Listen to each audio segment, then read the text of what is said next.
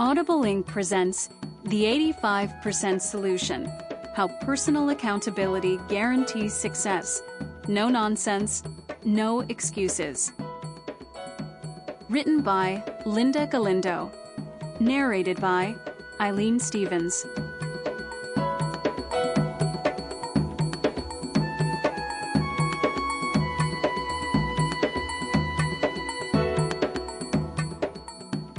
Introduction.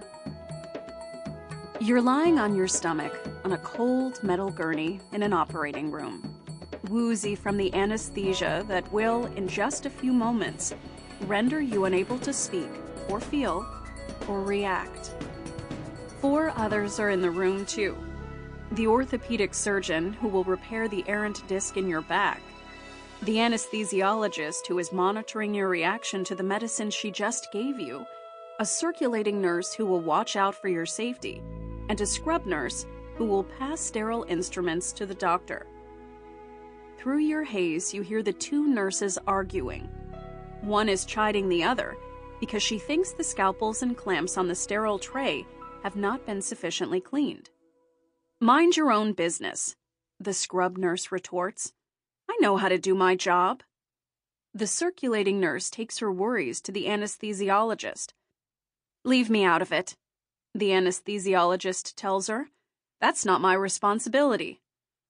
So the nurse turns to the surgeon, but before she can speak, he snaps to the bickering group, "Quiet, it's time to start."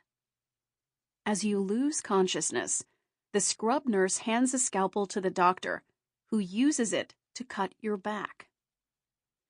Which of those 4 professionals is responsible for the safety of that scalpel? Is it the scrub nurse whose job it is to sterilize it? The circulating nurse in charge of looking out for your safety? The anesthesiologist who rendered you unable to be responsible for it yourself? Or the surgeon who used it to slice through your skin? Suppose you wake up from the surgery with a painful infection from the cut. Now who do you think is responsible? Which member of the surgical team will you hold accountable? The scrub nurse? He believed the instruments were clean. The anesthesiologist? She isn't in charge of the instruments. The circulating nurse? She tried to tell everyone. The surgeon? He didn't know anything was amiss. If just one of these people is responsible, does that mean the others aren't? Perhaps each of the 4 is 1/4 responsible for your infection. Sound good? Next time you need surgery, will it be good enough to know that each person participating in a procedure that involves cutting your skin, touching your organs, or removing a diseased body part is willing to take 1/4 of the responsibility for making sure you don't die on the table? In every relationship with family, friends, and coworkers, be 100% responsible for the harmony and health of that relationship, not just for half of it.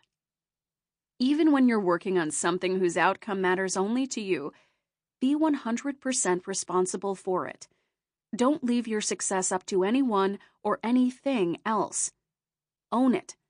Not somewhat, not partially, not pretty much, not I guess so, or as long as. Own it 100%. No wiggle room. I can safely guess that this is not how you operate today. Most people don't. Most people believe they're responsible only for their part of a job, and that if someone else screws up and the project fails, it's not their fault. So why be responsible? Let me tell you why. Whether you admit it or not, you are accountable for everything you're involved with, whether it turns out good or bad, whether it fails because of something you did, or because of something your partners did. The outcome belongs to everyone who touched the project, not just to the ones who made mistakes.